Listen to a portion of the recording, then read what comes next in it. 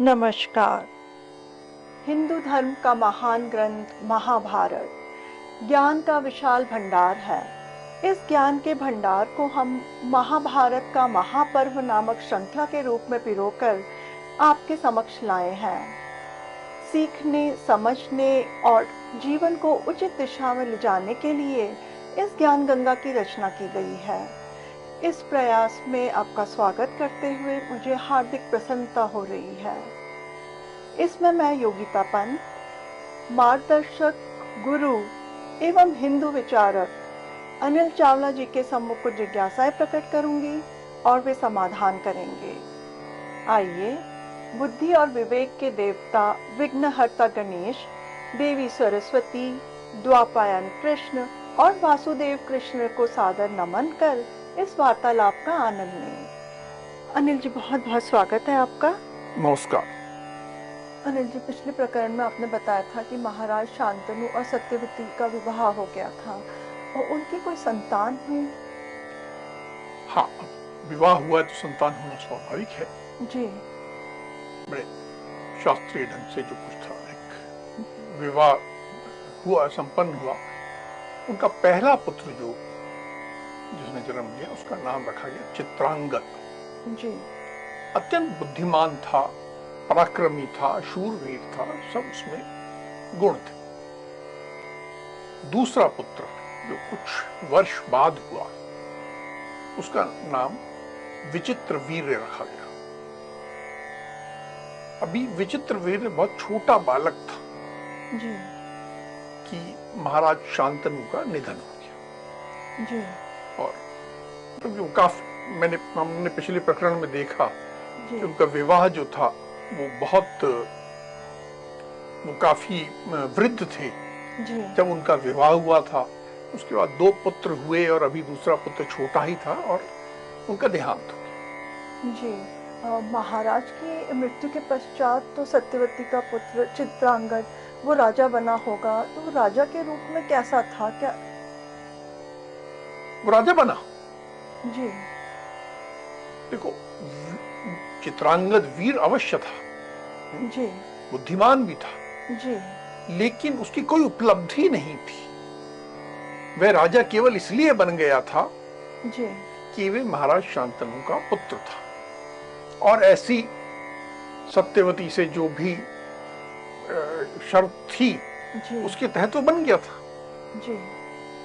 बुद्धिमान था, शूरवीर था, लेकिन कोई उपलब्धि नहीं थी। उसने जीवन में कभी कोई संघर्ष तो देखा नहीं था।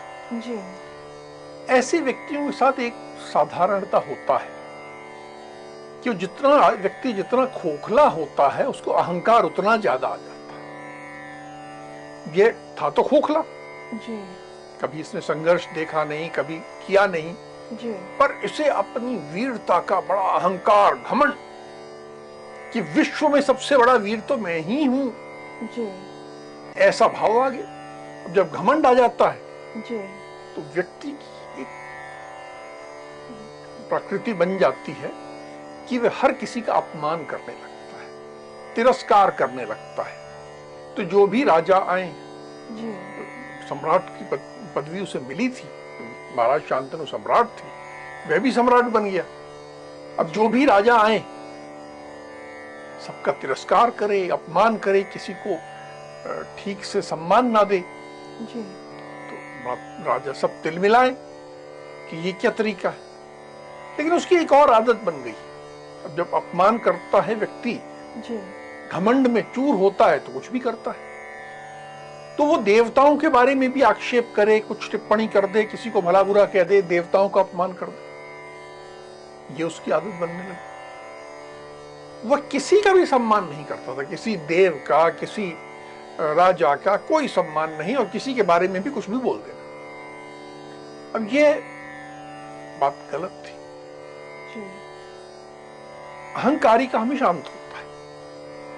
जी। यहां भी ऐसा ही हुआ कि एक दिन स्वर्ग से एक गंधर्व आया।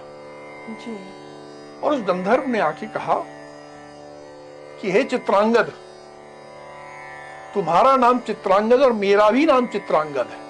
जी। मुझे ये बिल्कुल स्वीकार नहीं है कि मेरे नाम का कोई मनुष्य इसलिए मैं तुम्हें कह रहा हूं कि तुम अपना नाम बदल लो जी या फिर मेरे साथ युद्ध के लिए तैयार हो। मेरे साथ युद्ध करो, मैं युद्ध की तैयारी से आया हूं, जी और या तुम अपना नाम बदल लो। अब ये तो बड़ा घमंडी था, जी अपने आप को बहुत शूरवीर समझता था। जी इसके दिमाग में ये बात नहीं आई कि गंधर्व आया है, स्वर्ग से आया है, किसी न किसी हो सकता है किसी दैवीय योजना के तहत आया हो। जी कोई एक विनम्र व्यक्ति होता तो बातचीत करके उसको सुलझा लेता, कोई रास्ता निकाल लेता। ये तो घमंड में था। मैं कहा मैं युद्ध करूंगा। जी तो ये दोनों युद्ध करने के लिए कुरुक्षेत्र के मैदान में पहुंच गए। जी वहां दोनों में बड़ा भयंकर भीषण युद्ध हुआ। चित्रांगद वीर था, इसमें कोई शंका नहीं है। जी बहुत भीषण युद्ध हुआ, लंबा चला। पर गंधर्व के पास न केवल दिव्य अस्त्र थे, पर साथ ही साथ वो माया भी बहुत अच्छी जानता था। गंधर्वों के बारे में कहा जाता है जी कि वो माया का बहुत अच्छा प्रयोग करना जानते। तो माया, अस्त्र शस्त्र सबका उसने प्रयोग किया जी और चित्रांगद का अंत हुआ, वह मारा गया। जी चित्रांगद के निधन के बाद फिर वहाँ का राजा कौन बना? अब एक समस्या आ गई कि विचित्र वीर जी तो अभी बहुत छोटा था, बालक था। जी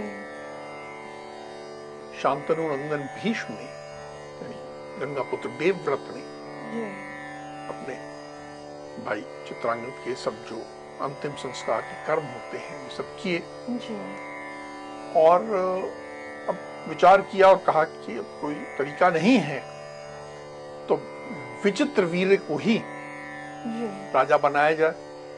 तो भीष्म ने उस बालक का राज्याभिषेक कर दिया। जी अब स्वयं भीष्म हर प्रकार से विद्वान थे, पारंगत थे, सब प्रकार के गुणी थे। जी धर्म, राजनीति, अर्थशास्त्र, हर शास्त्र के विद्वान थे। तो सारा राजकाज चलाने में जी नाम के लिए विचित्रवीर राज्य राजा बना हुआ है, लेकिन सब ये संभाल रहे थे, सब चल रहे थे। और ये बहुत बड़े वीर भी थे, अस्त्र शस्त्र के ज्ञाता थे। तो ये नहीं था कि एक बालक राज सिंहासन पे बैठा है तो आस पड़ोस के कोई और राज्य की नियत बदल जाए, उसकी कुदृष्टि पड़ जाए, हमला कर दे। किसी की हिम्मत नहीं थी, क्योंकि सबको मालूम था जी कि गंगापुत्र भीष्म इस राज्य की सुरक्षा कर रहे हैं, वे ही राज्य को संभाल रहे हैं, इसलिए कोई दिक्कत नहीं आई। और धीरे धीरे करके जी विचित्र वीर भी उम्र बढ़ती गई और वे युवा हो गए। जी अब जब विचित्र वीर युवा हो गए तो इनकी माता सत्यवती और भ्राता भीष्म ने इनके विवाह के बारे में विचार किया होगा। हाँ, लेकिन देखो आज भी जब किसी पुरुष के विवाह की बात, किसी लड़के के विवाह की बात चलती है जी तो लड़की वाले पूछते क्या हैं कि लड़के की उपलब्धि क्या है, क्या कर सकता है, उसकी क्षमताओं की बात की जाती है। जी अब ये विचित्र वीर के बारे में ये सर्वविदित था कि यह केवल उस कुर्सी पे बैठा है, सिंहासन पे बैठा है, पर असली राजा तो भीष्म ही है। भीष्म ही है। इसका कोई पराक्रम नहीं था, इसकी कोई शूरवीरता नहीं थी, इसका कोई उपलब्धि नहीं थी, ना ये विद्वान था, कुछ भी ऐसा विशिष्ट इसके साथ था ही नहीं। जी इसलिए किसी राज परिवार ने हस्तिनापुर के इस राजा से जी संबंध बनाने में रुचि ही नहीं दिखाई। कोई ऐसा संबंध का प्रस्ताव आया हो, ऐसा भी नहीं है। अब ये चिंता की बात थी जी कि हस्तिनापुर इतना बड़ा राजा, सम्राट, पर क्योंकि सम्राट की कोई छवि नहीं तो कोई बुलाता भी नहीं। जी उसी समय राजकुमार भीष्म को जानकारी मिली निमंत्रण नहीं, जी जानकारी मिली कि काशी राज ने अपनी 3 कन्याओं का स्वयंवर रचा है, स्वयंवर का आयोजन किया है। जी सबको मालूम था कि तीनों कन्याएं अति सुंदर हैं, बिल्कुल अप्सरा के जैसे सुंदर, और पूरे भारतवर्ष से राजा एकत्र हो रहे हैं कि हम इस स्वयंवर में भाग लें, जी शायद कोई कन्या हमारा वरण कर ले। इस भाव से सब पहुंच रहे थे, पर हस्तिनापुर को निमंत्रण नहीं था।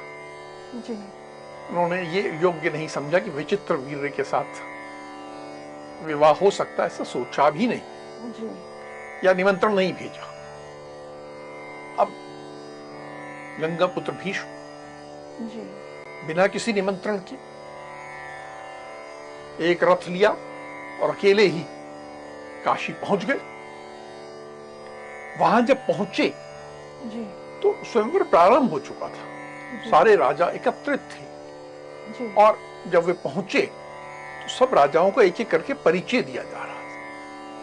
उनको सब जानते तो थे, जी पर सब एक बात और देख रहे थे। तुम्हें याद होगा जब महाराज शांतनु का विवाह हुआ था तो उस समय गंगा पुत्र लगभग 40 वर्ष के थे। जी इसके बाद दोनों भाई बड़े हुए, सब हुआ, तो लगभग ये 65 के ऊपर हो सकता है, 65-70 के बीच में इनकी आयु रही हो। जी बाल सफेद हो गए, चेहरे पे झुर्रियां आ गई, और स्वयंवर में पहुंचे हुए। तो ये बड़ी हास्यास्पद बात लग रही थी। जी ये ऐसा आदमी यहाँ क्या कर रहा है? जी इसकी बेटियों की उम्र की हैं ये लड़कियां, तो ये यहाँ क्यों आ गया है? और फिर लोग बोलने लगे कि अरे इसने तो व्रत लिया था कि विवाह नहीं करूंगा। बोले अब हो सकता है कि बुढ़ापे में काम इच्छा जाग गई हो, मन में इच्छा जाग गई हो कि विवाह कर लूं, तो इसलिए आ गया है। तो अब लोग बातें बनाने लगे। हाँ जी पर इसके वहां आने से एक बुढ़ा आदमी आ गया है, विशाल शरीर वाला एक बुढ़ा आ गया है, साथ में अस्त्र शस्त्र भी लिए है। जी तो वो जो तीनों कन्याएं बैठी थी जी वो तो वहां से भाग गई, डर के पीछे चली गई। अरे ये क्या हो रहा है? और राजा तरह तरह की बातें बनाने लगे जी कि ये बुढ़ा यहां कहां आ गया, ये इसकी वो भीष्म प्रतिज्ञा का क्या हुआ, बुढ़ापे में लगता मन डोल गया है। अब इस तरह की बातें सब और होने लगी। जी उनको लगा होगा जैसे पिताजी का इनके मन 70 वर्ष की आयु में उन्होंने सत्यवती से विवाह किया, ऐसे ही इनका मन परिवर्तन तो नहीं हो गया इनके। अब जब ऐसी बातें सुन रहे थे वो वहाँ, तो भीष्म तो अत्यंत क्रोधित हो गए होंगे, उनके बारे में ऐसे कहा जा रहा है। तो उन्होंने क्या किया? तो क्रोधित होना स्वाभाविक था। जी अत्यंत क्रोधित हो गए, उठे, जो पीछे चली गई थी तीनों कन्याएं, जी जी उन्होंने तीनों कन्याओं को उठाया और अपने रथ में बिठा दिया और समस्त राजाओं से कहा, अब देखिए, व्यक्ति जब गलत काम करता है ना, जी तो उसकी एक बड़ी प्रकृति होती है कि वो बड़ी नीति का और धर्म का की बात करता है। यहां तक कि हमने देखा था रामायण में, रावण भी जब अपनी सभा में बैठता था जी तो धर्म का ज्ञान देने लगता था, नीति की बात करने लगता था, अपने गलत कार्य को भी कहता था यही नीति है, यही धर्म है।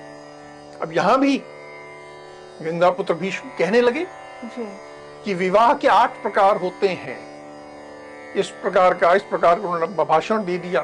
जी पर क्षत्रियों के लिए जी तो यह बड़ा कहा गया है कि श्रेष्ठ है कि वो स्वयंवर में जाएं और समस्त राजाओं को परास्त करके कन्या को का अपहरण कर लें।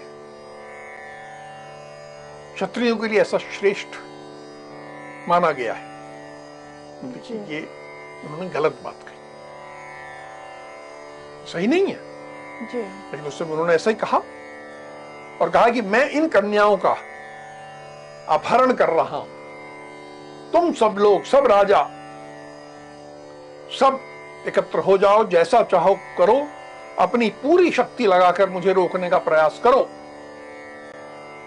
मैं यहां पर युद्ध का निश्चय करके ही आया हूं, मन बना के आए थे। मन बना के आया हूं कि मुझे युद्ध करना है। इस प्रकार उन्होंने सबको ललकारा और कहा कि मैं तुम सबको ललकार रहा हूं और इन कन्याओं को लेकर जा रहा हूं, और इस प्रकार वे चल दी।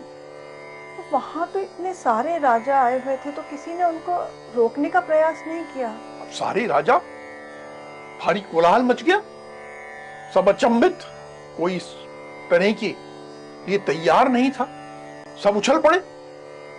सबने आभूषण पहने हुए थे, सजे हुए थे, कोई युद्ध के लिए तैयार होकर तो आया नहीं था। जी तो सबने पहला काम किया कि सारे अपने वो आभूषण उतारे, तुरंत धड़ाधड़ अपने आभूषण इधर उधर फेंके है, फिर कवच बुलाए, कवच पहना, अस्त्र शस्त्र पहनने का प्रारंभ किया गया।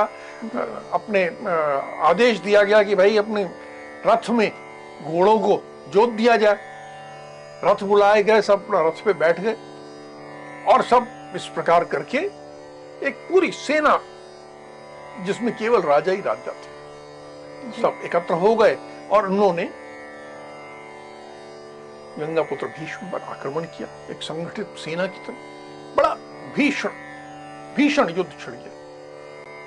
लेकिन देखिए, गंगापुत्र अस्त्र शस्त्र के बहुत बड़े ज्ञाता थे, बहुत शक्तिशाली थे। जी सब राजा भी हर प्रकार के अस्त्र शस्त्र का प्रयोग करने लगे, लेकिन गंगापुत्र भीष्म सब पर भारी थे। देखते देखते कुछ क्षणों के अंदर ही उन्होंने अनेकों कवच काट दिए, जो रथों पे ध्वज लगे होते हैं जी उसका अग्रभाग काट दिया।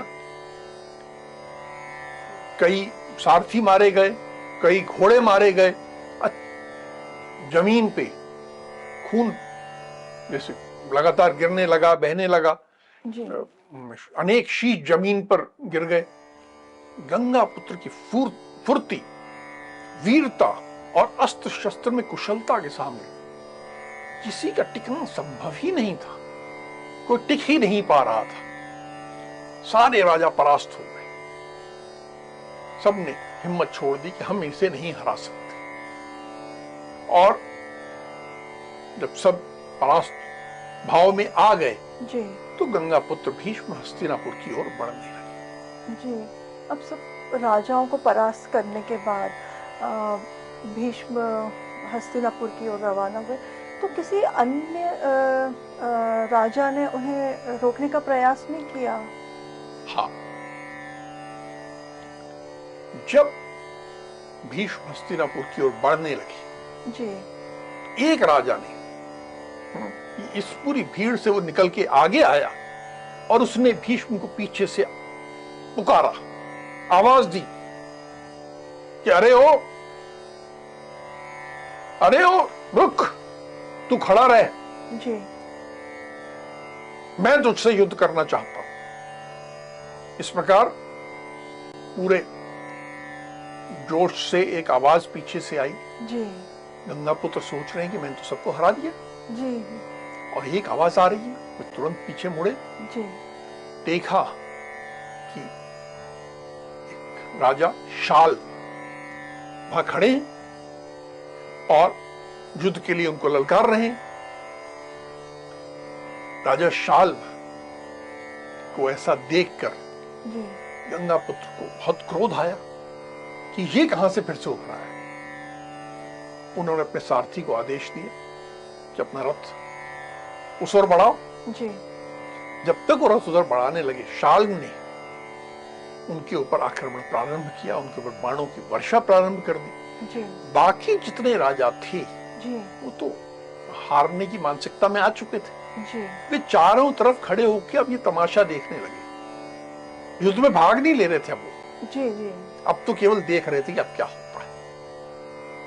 एक इस शाल की वीरता को देख रहे थे और उसने जैसे बाणों की वर्षा प्रारंभ की जी और गंगा पुत्र को पीड़ित भी किया, उनको कई बाण लगे, उनको पीड़ित किया, तो सब लोगों ने कि भूरी भूरी राजा शाल्व की प्रशंसा की। जी अब भीष्म का क्रोध और बढ़ गया।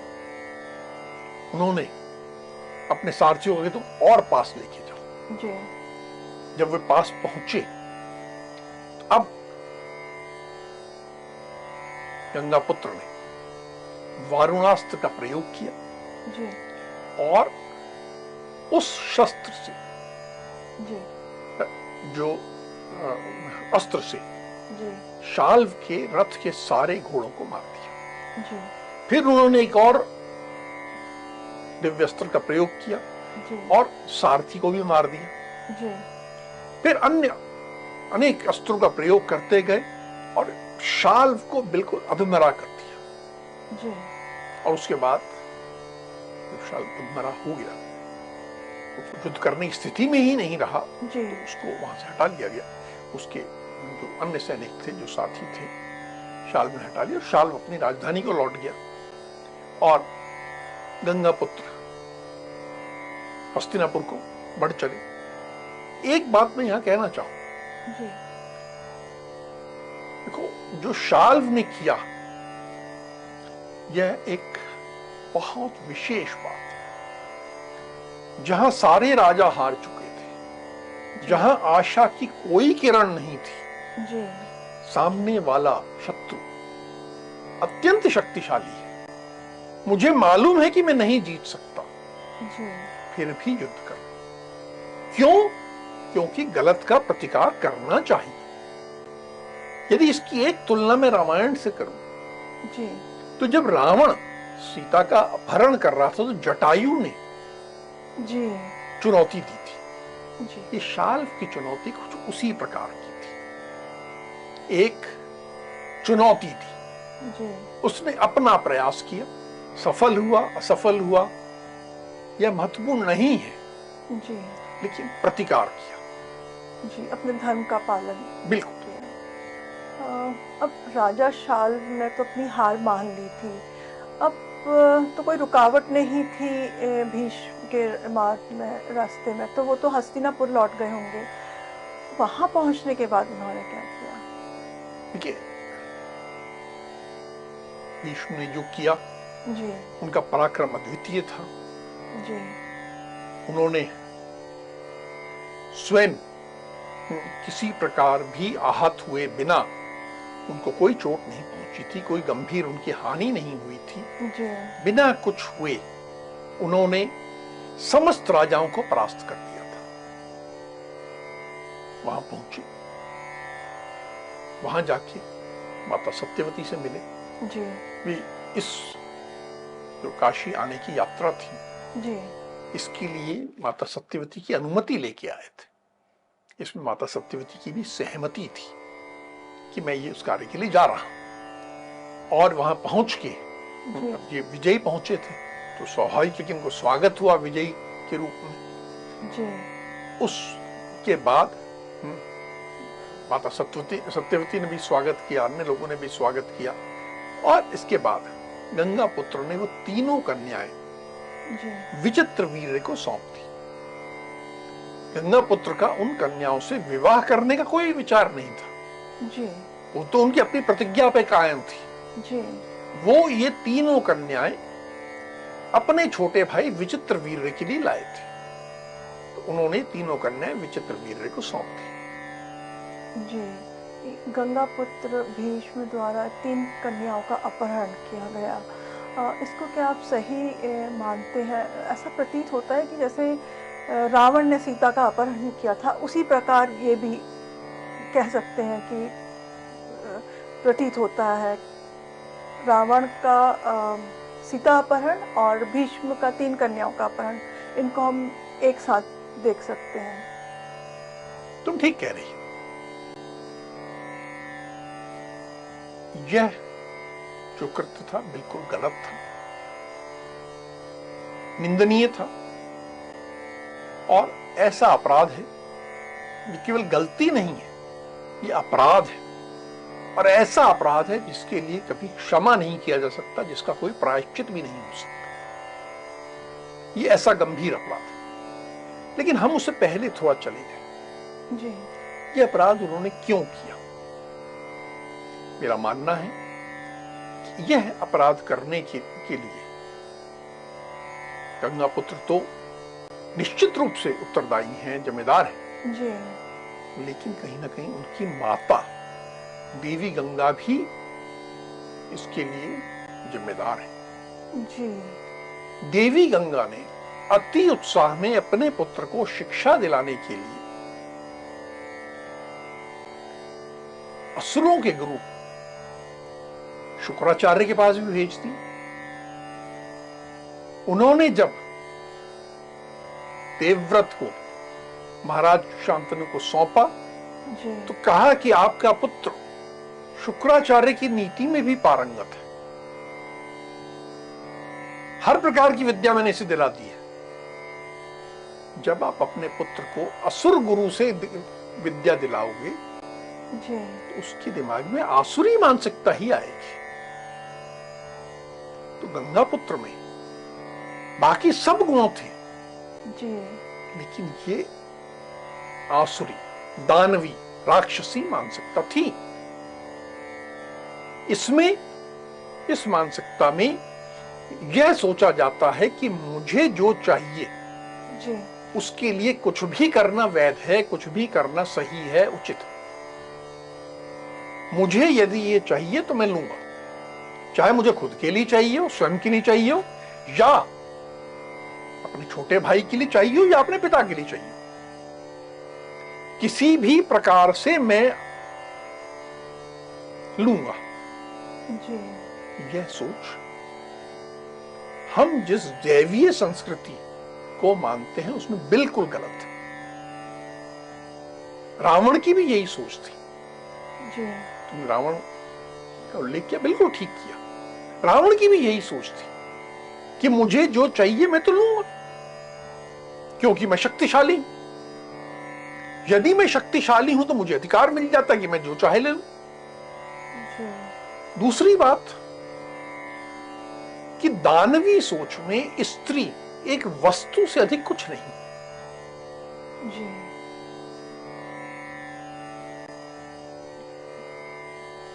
गंगापुत्र के लिए वो कन्याएं, जी। गाय भैंस या भेड़ बकरी जैसी थी, उठा के ले आए। उनकी सहमति क्या है जी। पूछने की आवश्यकता भी महसूस नहीं की। जी। यह दानवी सोच है। राम ने जो संघर्ष रावण के विरुद्ध किया जी। वो सीता के लिए अकेले के लिए नहीं था, वो इस दानवी सोच के विरुद्ध था। और गंगापुत्र ने आज अपनी इस दानवी सोच से, इस दानवी मानसिकता से जी।